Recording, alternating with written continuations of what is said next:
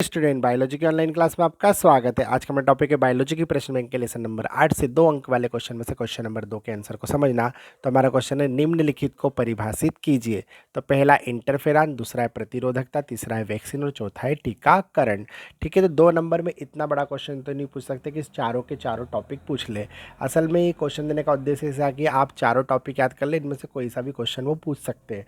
ठीक है, और फिर भी बाई चांस अगर चारों ही पूछ ले और सिर्फ क्वेश्चन 2 नंबर का है तो हम लास्ट में देखेंगे कि उसे किस प्रकार से लिखना चाहिए। तो पहले डिटेल में पढ़ लेते हैं कि अगर सेपरेट आए तो हमें कैसे लिखना 2-2 नंबर के हिसाब से। तो इंटरफेरॉन क्या होता है? इंटरफेरॉन विषाणुरोधी प्रोटीन होता है। विषाणुरोधी मतलब विषाणु के विरुद्ध काम करने वाला।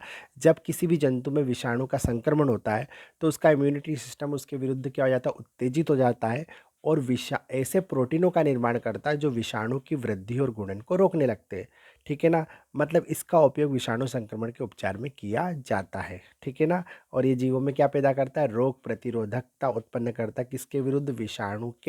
विषाणु के इन्फेक्शन के विरुद्ध। ठीक है, अब दूसरा देखते हैं प्रतिरोधकता। तो प्रत्येक जीव में रोगों से लड़ने की क्षमता पाई जाती है। प्रतिरोधकता को इम्यूनिटी भी कहा जाता है। क्या कहा जाता है? इम्यूनिटी। ठीक है ना, तो प्रत्येक जीव में रोगों से लड़ने की क्षमता पाई जाती है। जीवों की इसी क्षमता को प्रतिरक्षा, प्रतिरोधकता या इम्यूनिटी कुछ भी कहते हैं। हमारे शरीर में वे अंग या कोशिका जो प्रतिरक्षा का कार्य करती है उन्हें एक साथ प्रतिरक्षा तंत्र कहा जाता है। ठीक है, अब वैक्सीन या टीका क्या होता है? तो वैक्सीन एक औषधि होती है, मतलब एक तरह से क्या है? औषधि जो हमारी बीमारी से रक्षा करेगी, जिसमें रोग उत्पन्न करने वाला जो जीव होता है उसे क्षीण मतलब कमज़ोर कर देती है या निष्क्रिय कर देते हैं, और फिर उस रूप में हमारी बॉडी में क्या कर देते हैं? इंजेक्ट किया जाता है। तो क्या होता है? वो कमज़ोर होने के कारण क्या होता है? हमारी बॉडी में इतनी जल्दी रोग उत्पन्न नहीं कर पाता है, और इस वजह से हमें एंटीबॉडी बनाने का मौका मिल जाता है, और हम एंटीबॉडी बनाकर उस एंटीजन को क्या कर देते हैं? नष्ट कर देते हैं।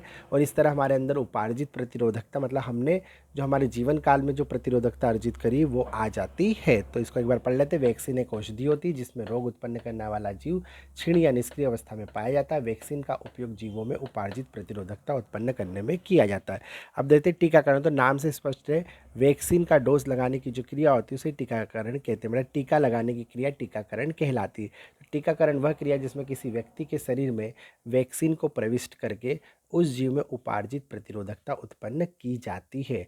अब वैक्सीन के एंटीजन के कारण क्या होता है? शरीर का इम्यूनिटी सिस्टम उत्तेजित हो जाता है और उसके विरुद्ध एंटीबॉडी बनाने लगता है और उसे नष्ट कर देता है। लेकिन क्या होता है, जब हम ये वर्ग करते हैं एंटीबॉडी बनाकर अगर किसी बीमारी से लड़ते हैं तो हमारे शरीर में जो बी और टी सेल ये काम करती है, उसके अलावा मेमोरी सेल भी होती है जो भविष्य के इन्फेक्शन के लिए क्या करती है? याददाश्त बना के रखती है किस एंटीजन के लिए किस प्रकार की एंटीबॉडी बनानी होती है।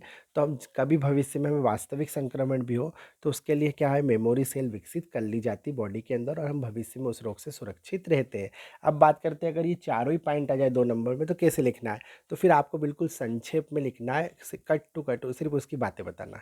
ठीक है, जैसे इंटरफेरॉन, तो आप लिख दो इंटरफेरॉन विषाणुरोधी प्रोटीन है जो विषाणु के शरीर में विषाणु के इन्फेक्शन होने पर उसके संक्रमण और गुणन को रोकता है। ठीक है, प्रतिरोधकता, तो प्रत्येक जीव में रोगों से लड़ने की क्षमता पाई जाती है। जीवों की इसी क्षमता को प्रतिरोधकता कहते हैं। मतलब बिल्कुल एक एक लाइन में बताओ आप।